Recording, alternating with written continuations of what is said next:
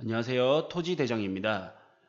이번에 국내 최장 세계에서 5번째로 긴 해저터널인 보령 해저터널에 관한 뉴스 소식이 들리는데요. 이번 뉴스를 통해서 부자들, 고수들의 전유물인 섬땅 토지투자법 제대로 배워봅시다. 섬땅, 섬토지투자의 매력은 무엇일까요? 섬이 도로개통 등으로 육지화가 되면 땅값이 폭등한 사례가 많이 있습니다.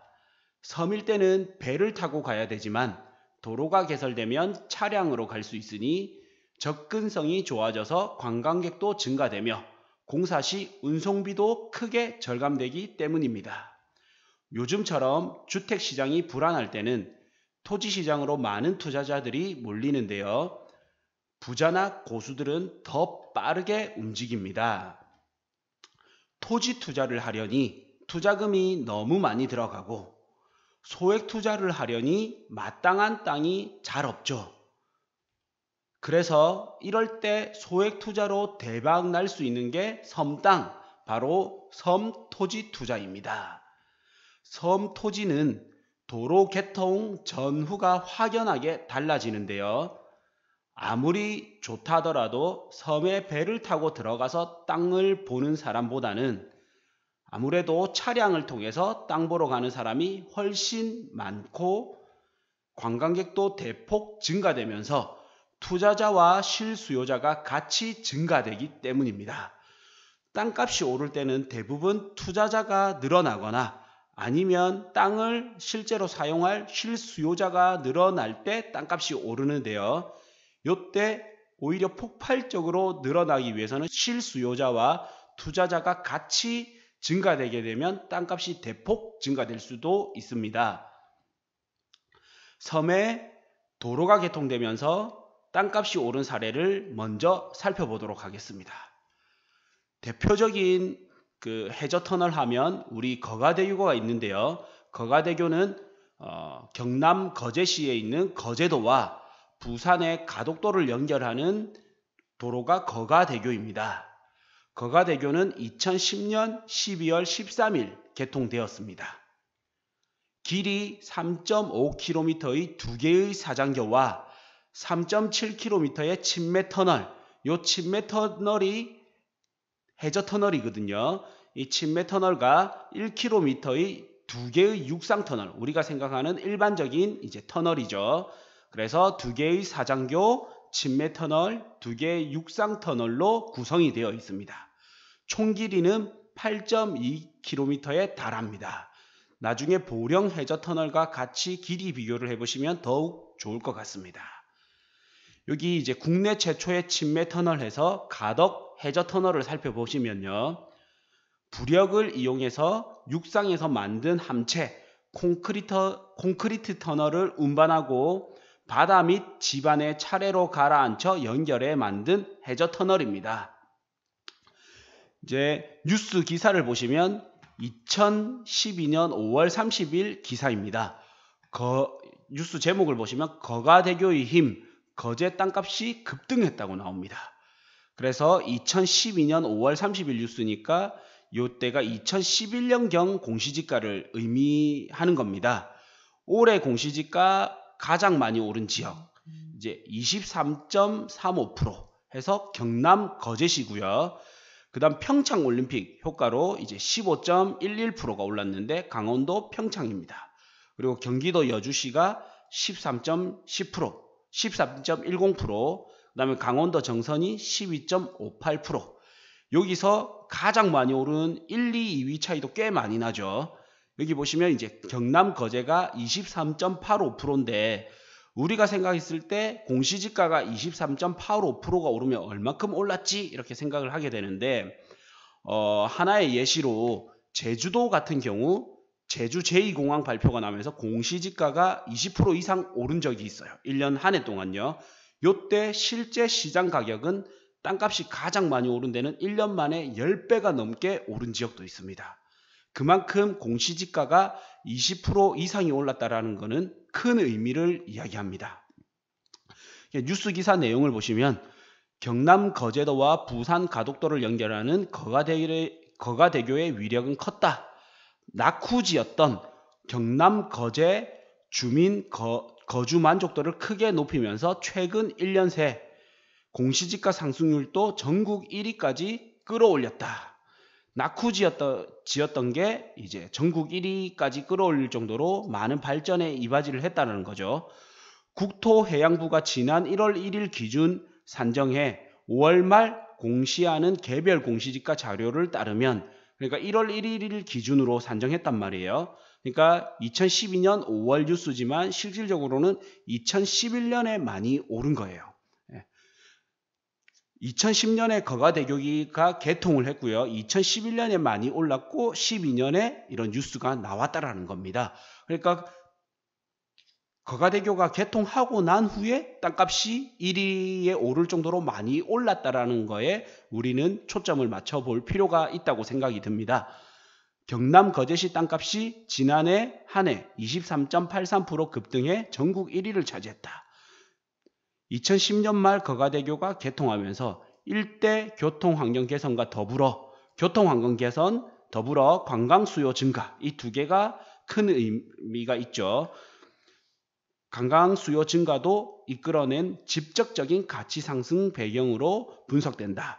2008년에서 2009년 조선업이 최고 호황을 구가하면서 오른 지역 가치가 지난 한 해 지가에 반영된 것도 영향을 미친 것으로 보인다. 2008년에서 9년 조선업이 호황을 이뤘다고 합니다. 그래서 교통개선, 관광수요 증가, 조선업 호황, 요 세 개가 거제 땅값 급등의 큰 요인입니다. 그래서 이제 두 번째 뉴스를 보시면 2012년 10월 30일 뉴스입니다.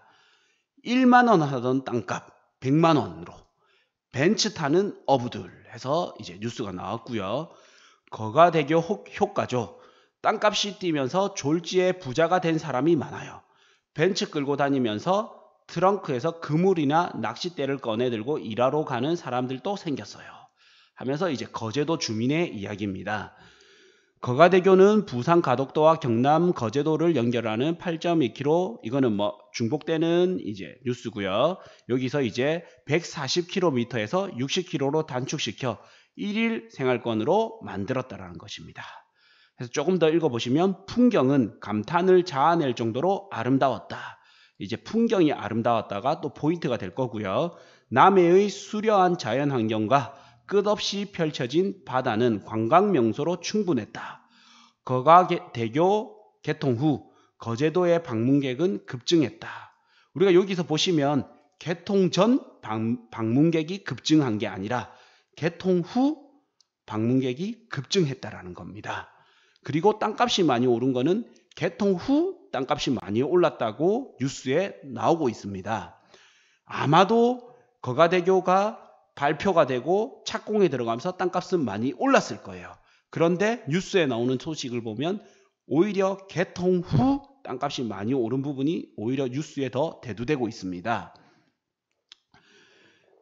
같은 뉴스입니다.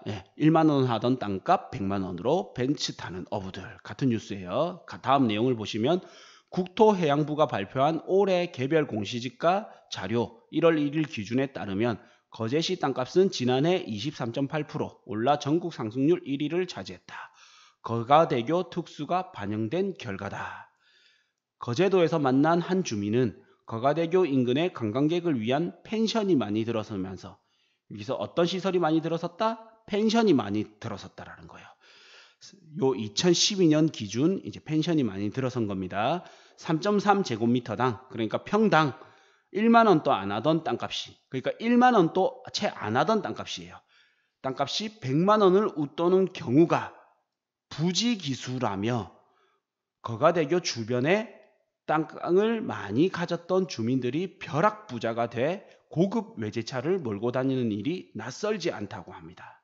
그러니까 1만 원도 안 하는 땅값이 100만 원으로 상승하는 경우가 부지기수로 많았으며 어디? 거가대교 주변이라고 합니다.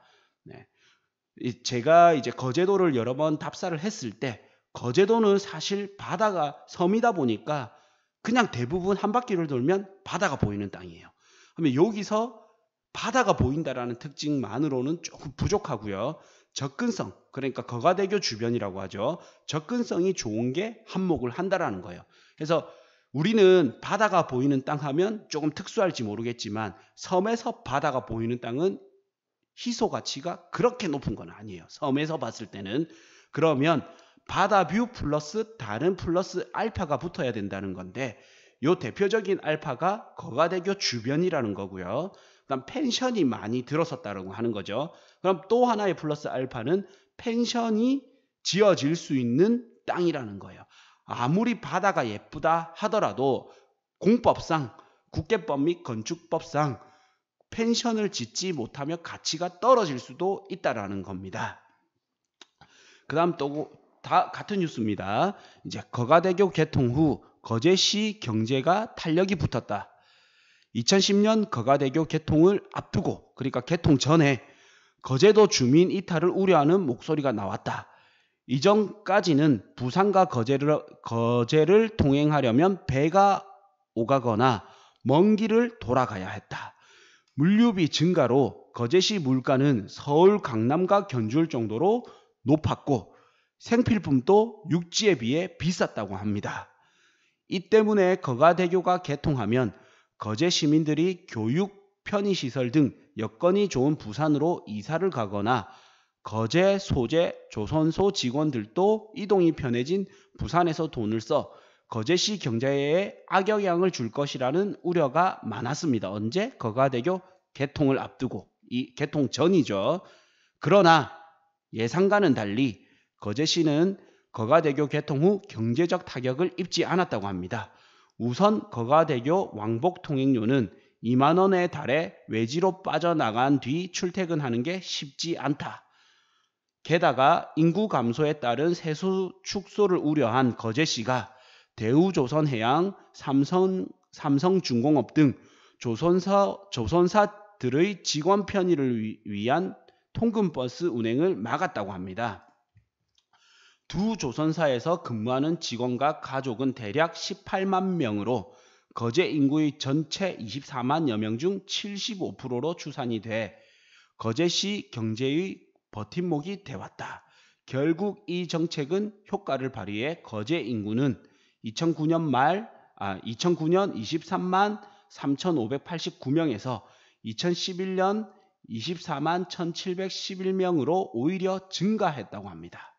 반면 거가대교 개통으로 활기를 띨 것으로 기대했던 부산의 서구, 중구, 사구, 강서구 등 서쪽 일대의 부동산 시장은 침체를 겪고 있다.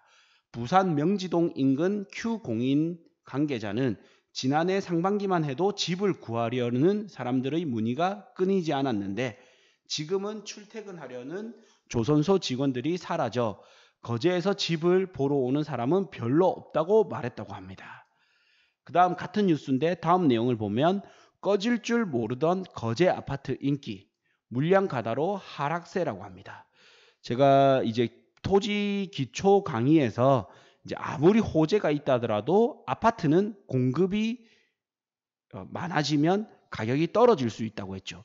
그러나 땅은 공급이 안 되기 때문에 호재가 있으면 있을수록 가격이 더 많이 상승한다고 했습니다. 그래서 공급이 되냐 안 되냐는 투자 상품으로서의 가치가 매우 달라진단 말이에요. 그래서 조금 더 공부를 하면 할수록 아파트보다는 토지가 더욱 쉬운 투자처가 될 수도 있습니다. 저는 개인적으로 토지가 더욱 미래 예측이 쉽다고 생각을 하거든요. 어쨌든 이제 같은 뉴스에 이런 이제 아파트 소식도 들리는데 이거는 다시 한번 찾아서 읽어보시면 되겠습니다. 이제 2019년 6월 7일 뉴스죠. 국내 최장 보령 해저터널 7년 공사 끝 관통한다. 예, 여기서 개통이 아니에요. 이제 도로가 개통된다는 게 아니라 관통한다는 겁니다. 그래서 도로가 개통됐다라는 게 아니라 관통했다라는 겁니다. 해저터널이요. 그래서 이제 뉴스를 보면 이제 충남 보령시 대천항 원산도 간에 6,927m, 세계 5번째라고 합니다. 세계 5번째로 긴 도로 해저터널이 12년 착수 후 7년 만에 양방향 굴착 모두 완료했고 NATM 공법 적용을 했다고 합니다. 우리 부동산 투자랑은 큰 영향은 없으나 이제 나중에 이런 공법이 해외로 수출도 하고 경제적으로 좋은 효과를 끼치겠죠. 우리가 봐야 될 것은 이제 원산도 안면도 구간 6.1km는 12월, 그러니까 2019년 12월, 그 다음에 이제 해저터널 구간이죠. 대천항에서 원산도 구간은 2021년에 개통 예정입니다. 그래서 우리는 이걸 잘 봐야 돼요. 그리고 효과는 무엇이냐? 안면도, 대천해수욕장. 여기서 포인트를 알려줘요. 안면도와 대천해수욕장이라고. 그 다음에 서해안 관광벨트 구축, 정주 여건 개선, 경제 활성화가 기대된다. 이렇게 해서 이제 국토교통부 뉴스에 나왔습니다. 그래서 위치를 조금 살펴보시면 보령에서 태안도로가 이제 건설되는데 이 구간에 해저터널이 있단 말이에요. 그래서 여기가 충남 태안군 안면도고요. 그 다음에 여기 아래쪽이 충남 보령시 대천해수욕장이 있는 곳이에요. 여기에 대천항이고요. 그래서 가운데 원산도가 있고요. 그래서 보령에서 원산도, 원산도에서 안면도까지 이렇게 보령 태안 도로 건설 구간입니다. 그래서 보령에서 원산도까지가 이제 충남 보령시 대천해수욕장, 대천항에서 원산도까지가 보령 해저터널 구간이고요. 원산도에서 안면도가 해상교량 구간입니다. 다음 이제 계속 뉴스를 보시면 사실 이거는 이런 개통에 관한 소식이고요. 세계에서 5번째로 길고 이제 첫 번째가 일본에 있는 동경 아쿠아 라인 9.5km다. 노르웨이에 있는 봄나피 요르드. 그 다음에 두 번째고요. 그 다음 세 번째는 에이커선더. 네 번째는 오슬로 피오르드. 다섯 번째가 이제 한국의 보령 터널이다. 그래서 6.9km다. 이렇게 해서 다섯 번째로 긴 해저 터널이 들어온다라는 겁니다. 그 다음 요거에 대한 내용이고요. 이 관련 공법 내용이고요. 다음 이제 제가 중요한 거를 빨간색으로 표시를 해놨는데 사실 부동산은 수많은 정보들이 있단 말이에요. 여기서 우리는 빠르게 핵심을 봐야 됩니다. 요 핵심이라면 어디에, 언제, 그리고 효과는 무엇일까? 요거를 유심히 봐야 돼요. 그래서 어디에? 충남 보령시 신흑동에서 태안군 고남면 고남리까지가 이제 어디에고요. 이거를 기반으로 해서 어디에 수혜 지역이 있을까도 살펴보는 거고요. 그 다음 이제 언제? 그래서 그 해저 터널이 포함된 대천항에서 원산도 구간은 2021년 말, 그 다음에 해상 교량이 포함된 원산도에서 안면도 구간은 2019년 12월 각각 개통할 계획입니다. 섬땅은 개통 전후가 달라지는데 개통 전도 많이 올랐지만 개통 후가 더욱 많이 오른다고 했죠. 과거 역사에서는요. 그러면 개통이 언제쯤인지를 나는 파악하고 있어야 되는 거예요. 이미 과거 대비 많이 올랐겠지만 개통하면 더욱 많은 상승률을 보일 수 있기 때문에 기간 대비 수익률은 제가 생각했을 때는 이때가 훨씬 높단 말이에요. 도로 공사 전일 때는 막 공사가 자연재해라든지 여러 여건상 공사 비용 등 이런 여건상 기간이 오래 걸릴 수 있는데 이제 개통 직전에 들어가서 개통 후에 내가 바라본다면 기간 대비 수익률이 훨씬 높을 수가 있어요. 어쨌든 이거는 과거 역사를 통해서 많이 배워보시면 더욱 좋겠습니다. 그 다음 이제 효과를 보면 보령 태안 도로 건설 공사가 완료되면 이래서 효과가 나오죠. 태안 안면도와 보령 대천 해수욕장을 연결하는 서해안 관광벨트 구축으로 지역 경제 활성화는 물론 원산도 등 도서지역, 이제 도서지역이라면 도시와 인근 지역을 이야기하는 거예요. 도시가 아니고 섬지역, 그러니까 섬지역과 인근 지역을 같이 어울러서 이제 도서지역이라고 합니다. 도서지역 주민들의 정주 여건 개선에 크게 기여할 것으로 기대하고 있다. 그래서 사업 효과를 보면 당초에는 75km 90분이 걸리던 거에 이제 10분, 14.1km고 10분 걸리게 되니까 거리는 60.4km가 줄어들게 되고 시간은 80분이 절감되는 효과를 발휘하게 됩니다. 그래서 이제 뉴스를 이 같은 첨부 파일이거든요. 네, 제 블로그에도 있으니까 참고하시면 좋을 것 같습니다. 네. 그래서 이제 내용을 보시면 보령태안, 여기가 이제 보령태안 건설공사, 이 전체가 합쳐서 이제 도로건설공사 구간이고요. 제109가 이제 보령 해저터널이 포함된 구간이고, 여기 대천항에서 원산도까지고, 요게 2021년 말 개통 예정입니다. 그리고 제209가 해상교량, 그러니까 바다 위의 교량으로 이제 솔빛대교라고 이 명칭이 지워졌는데, 솔빛대교가 포함된 구간이고요. 원산도에서 안면도 구간이고 2019년, 그러니까 올해 12월에 개통할 예정입니다. 그래서 아마 이게 개통이 되면 1차적으로 파동이 있을 거고요. 크게 파동이 있을 거는 아무래도 보령 해저터널입니다. 왜냐하면 우리나라에서 가장 길고 세계에서 5번째, 우리나라에서 가장 긴 해저터널이기 때문에 아마 뉴스에서 많이 이슈화가 될 거예요. 그러면 이제 요때 아무리 1차 완공이 된다 하더라도 우리가 요렇게 둘러와서 요까지 해서 뚝 끊기잖아요. 다시 둘러가야 된단 말이에요. 근데 해저터널이 뚫리게 되면 이게 궁금해서 오는 관광객도 대폭 증가가 되겠죠. 그리고 접근성도 매우 좋아지게 되고요. 이렇게 갈 수가 있으니까. 네. 그래서 이제 보시면 이제 109는 보령터널 구간이고 209는 솔빛대교 구간입니다. 그래서 이제 보령 해저터널 조감도고요. 그다음에 해상교량 솔빛대교죠. 해상교량 구간입니다. 조감도고요.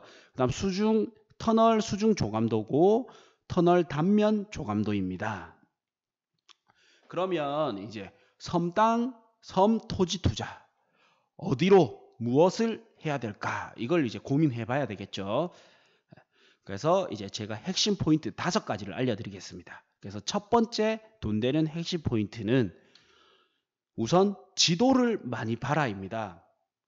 이제 지도를 많이 볼 때는 우리는 이렇게 지도를 보잖아요. 요거는 이제 카카오맵을 이용한 카카오맵을 이용한 일반적인 이제 위성 지도고요. 이제 지도도 많이 보고 이렇게 이 도로가 개통되는 도로 건설되는 구간도 내가 한번 그려보는 거예요. 왜? 정밀하지는 않아도 돼요. 이렇게 그려보면서 지도와 친숙해지는 겁니다. 그러면 이제 어디 쪽이 수혜를 받을지 조금 더 자세히 잘 보이기 시작하거든요. 그리고 이 지도를 스카이뷰로도 한번 보는 거예요. 그러면 이렇게 볼 때랑 이렇게 볼 때랑 다르죠. 그래야 이제 여기가 산인지 논인지 현재 상태가 어떻는지 더 자세히 볼 수가 있거든요. 그리고 이제 지적 편집도를 이용해서 보시면 훨씬 좋습니다. 요 빨간색 노란색이 뭐냐면 상업지 주거지고요. 요 파란 데는 이제 공업 지역이에요. 여기에는 일자리가 창출이 될 수도 있고요. 그 다음에 이런 갈색 부분 있죠. 갈색이 이제 계획 관리 지역들이에요. 이런 갈색들이. 이런 계획 관리 지역이 펜션이나 카페나 음식점을 지을 때 훨씬 효율적입니다. 그래서 우리는 바다 뷰가 보이면서 이런 갈색깔의 땅이 훨씬 효율적입니다. 그래서 가치가 높고 나중에 투자 시에 지가 상승률도 훨씬 높은 거예요. 그래서 다음 지도에서 지적 편집도 기능을 이용해서 이런 계획 관리 지역들을 찾을 수 있으면 훨씬 더 도움이 되겠습니다. 돈 되는 핵심 포인트 2번째는 과거 사례를 통해 투자 가치가 높은 지역을 찾아라입니다. 제가 아까 거가대교 개통 이야기도 서두에 말씀드렸었고요. 그 다음 이제 여기가 도로가 개통되면 접근성이 좋아지면서 핵심 포인트는 어떤 거냐면 바닷가라는 겁니다. 바닷가에 접근성이 좋아져서 관광객이 몰리면 어느 지역이 더 투자 가치가 있는지를 살펴보자라는 겁니다. 첫 번째 1위가 해수욕장입니다. 해수욕장은 바닷가의 대표적인 직계 효과를 불러일으키거든요. 그래서 잘 모르겠으면 해수욕장을 중심으로 살펴보는 게 좋습니다.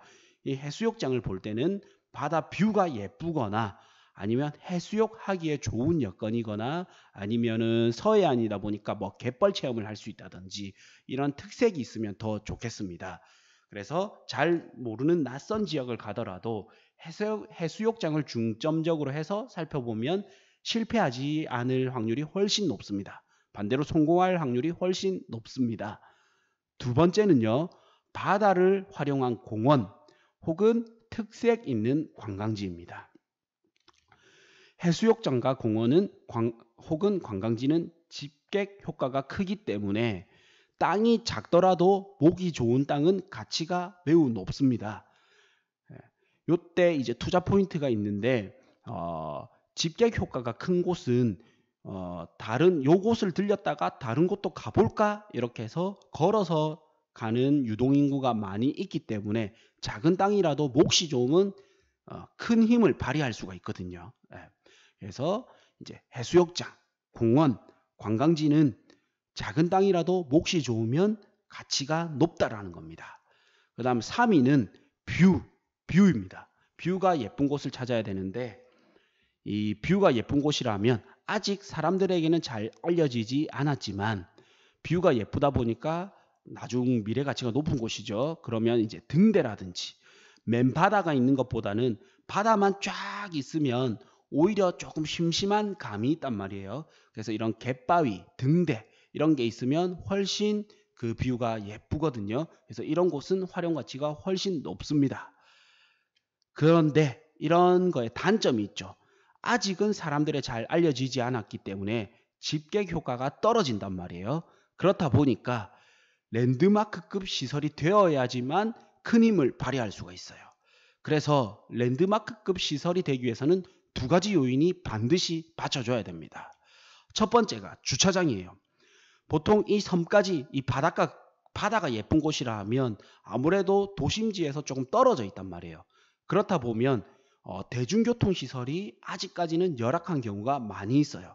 그러면 이제 자가용을 이용해서 오는 관광객이 많은데 주차시설이 안 좋다고 하면 아무래도 장사를 하는데 사업을 하는데 효율이 떨어지게 되거든요. 그래서 주차장을 많이 확보할 수가 있어야 돼요. 두 번째는 그렇기 때문에 넓은 면적이 있어야 돼요. 주차장도 확보할 수 있어야 되고 랜드마크급이 되려면 큰 무언가 시설이 들어와야 되기 때문에 면적이 넓어야 된단 말이에요. 그래서 이 두 개 포인트 총 3개죠. 뷰가 예뻐야 되고 주차시설이 확보가 돼야 되고 면적이 넓어야 된다. 이 3개 포인트를 가지고 보셔야 돼요.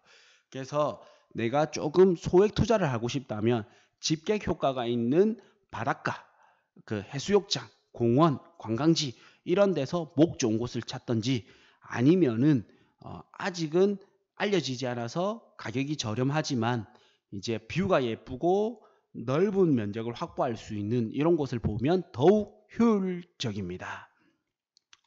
그 다음 돈 되는 핵심 포인트 세 번째, 정보와 개발 호재를 살펴라 입니다. 그래서 뉴스를 보시면 2018년 1월 3일 뉴스인데 보령시 원산도, 이제 이 원산도가 아까 중심이었죠. 원산도에 9개 사업 10년간 3,642억 원을 투입한다는 뉴스가 나와 있습니다. 그래서 여기 이제 잘 보시면 원산도 해양 관광 거점 개발 사업을 한다고 나와 있고요. 여기서 진입도로 개설이라고 이렇게 나오죠. 여기서 점이 있는 부분들을 이제 조금 더 유심히 보시면 좋을 것 같고요. 그 다음에 관광단지 조성 예정지 이쪽을 좀 더 유심히 보면 좋을 것 같습니다. 그래서 관광단지 개발 조감도 및 개요가 이렇게 나옵니다. 이런 뉴스들을 이제 잘 살펴보면 좀 더 유익하겠고요. 그리고 더 이제 관광단지를 조금 더 살펴보면 보령시 원산도 해양관광 웰리스 해서 투자 선도 지구로 최종 선정이 되었다고 합니다. 이 뉴스는 보령시장신문의 2018년 8월 2일 뉴스입니다. 그래서 효과는 45,425명의 신규 일자리 창출과 7,407억 원의 생산 유발 효과가 기대된다. 이렇게 하고요.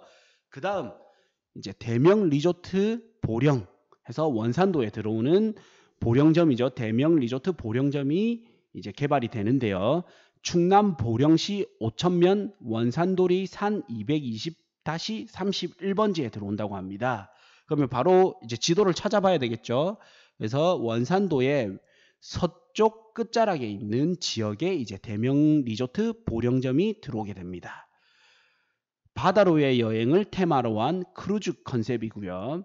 규모는 77만 4,345 평방미터. 그래서 평으로 하면 약 23만 4,240평입니다.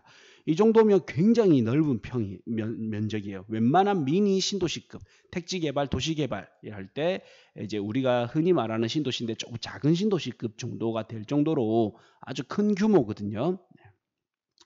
그다음에 객실 규모는 약 2,000실, 콘도미니엄과 특 1급 호텔과 노블리안 빌리지 규모의 콘도와 호텔형 객실, 워터파크, 승마클럽, 컨벤션 센터, 원산도 마린 박물관, 키즈파크, 오토캠핑장, 마린 레스토랑, 카페 등의 시설로 건설 예정이며 투자 비용은 약 5천억 원으로 조성될 예정입니다.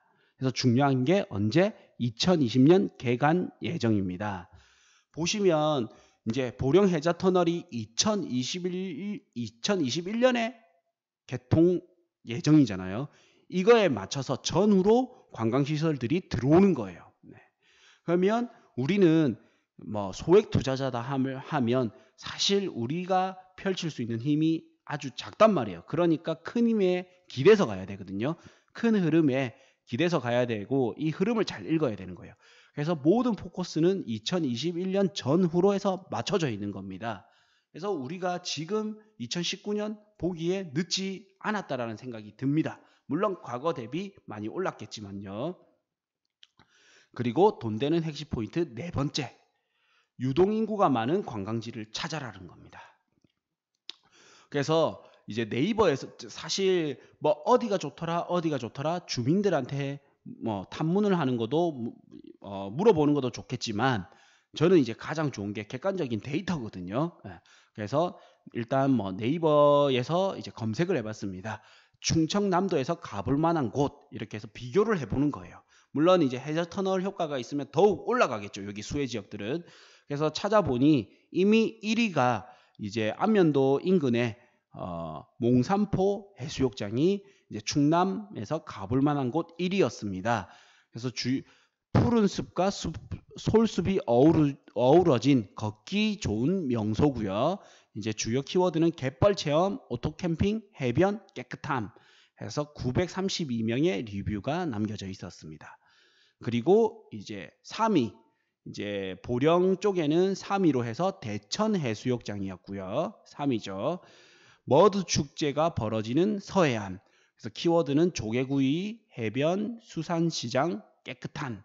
그래서 3,564명의 리뷰가 있었습니다. 그래서 비록 순위는 3위였지만 리뷰는 더 많았네요. 그리고 네이버 트렌드에서 이제 키워드 검색을 살펴보는 거예요. 그래서 안면도에서 대천 해수욕장, 몽산포 해수욕장, 원산도 이렇게 해서 제가 주요 키워드를 검색을 해봤습니다. 그래서 가장 높은 게 여기 이제 녹색이죠. 안면도고요. 그 다음 높은 게 여기 핑크색인 이제 대천 해수욕장입니다. 그래서 이 두 개를 다시 한번 검색을 해봤습니다. 그래서 보니 안면도와 대천 해수욕장을 같이 두 개를 비교해 보니 대부분은 안면도가 높다가 요런 이제 여름 때는 여름 성수기 때는 이제 대천 해수욕장이 검색이 더 많았던 것을 확인할 수가 있습니다. 이렇게 해서 데이터 검색을 통해서 관광지를 찾아보는 방법이 있습니다. 그 다음 돈 되는 핵심 포인트 다섯 번째, 해양 관광지가 어울리는 업종과 시설을 찾아라는 겁니다. 아무리 이게 제일 마지막 포인트죠. 어울리는 업종과 시설을 찾아보겠습니다. 그래서 아까 거가대교 개통 때도 처음 나왔던 게 뭐예요? 숙박시설이죠. 펜션, 숙박시설입니다. 그래서 돈이 좀 대기업들은 리조트, 뭐 콘도 이런 것들이 들어왔어요. 리조트, 호텔, 콘도 이런 게 들어왔지만 우리가 조금 소액으로 투자한다면 펜션도 있고요. 좀 더 소액이라 한다면 농어촌 민박이 있어요. 나중에 이제 공법 수업이 되면 조금 더 자세히 알려드릴 텐데 조금 더 이제 소자본으로 해서 할 수 있는 게 농어촌 민박이거든요. 이거를 이제 숙박업으로 해서 농어업인 어업인한테 주는 혜택입니다. 그래서 숙박업으로 해서 돌리는 게 이제 농어촌 민박 펜션 사업이에요. 이게 이제 소액 투자로 할 수 있고 많은 절세 효과도 볼 수 있기 때문에 소액 투자자분들은 요거를 좀 잘 보셔도 좋을 것 같습니다. 그리고 이제 음식점이 있겠죠. 과거에 이제 해양 바닷가 쪽이라 하면 해산물만 많이 생각했는데 요즘은 사실 다양한 맛집들도 많이 생겨나고 있고 여기에 대한 사업성도 굉장히 좋아지고 있는 추세입니다. 그리고 세 번째는 이제 카페가 있습니다. 과거에 카페 하면 이제 그냥 뭐 우리가 계속 카페 문화가 갈수록 상향 업종이단 말이에요. 그러면서 바닷가까지도 훨씬 좋아지고 있어요. 이게 아마도 이제 차량 보급률이 높아지면서 차량 관광객 증가로 이제 술을 마시면 사실 차량을 이용해서 관광을 왔기 때문에 술을 마시면 조금 돌아가기가 힘든 부분이 있는데 카페는 오히려 음주가 아니기 때문에 더 좋은 영향을 미치죠. 예, 그래서 차량 관광객이 늘면서 오히려 술집이 아니라 카페가 많이 증가하는 추세도 많이 보이고 있습니다. 특히 이제 최근 들어서 더더욱 그렇고요. 근데 또 특이한 점은 바닥까지만 수영장이 있는 카페도 인기가 좋습니다. 그래서 이런 거를 많이 보기 위해서는 해양 관광지의 선도 지구가 어디냐면 아무래도 제주도가 있고 그다음 뭐 부산도 있고요. 이런 데를 가보면서 컨셉과 아이템을 많이 참고를 하는 거예요. 그래서 이제 국민소득 증가와 교통망이 발전이 되고요. 그다음 차량 보급률도 늘어나고 그다음 주 5일제가 되면서 관광산업의 미래 전망이 좋아지고 있습니다. 특히 바다를 활용한 관광업종은 더욱 좋습니다. 이번에 이제 국내 최장 보령 해저터널 뉴스를 흘려볼 수도 있지만 우리는 부동산 공부도 하고 여행도 하면서 향후 투자해서 돈도 벌면 훨씬 더 유익한 삶이 될 것이라 생각합니다. 이만 토지대장의 보령 해저터널 섬 토지투자법이었습니다.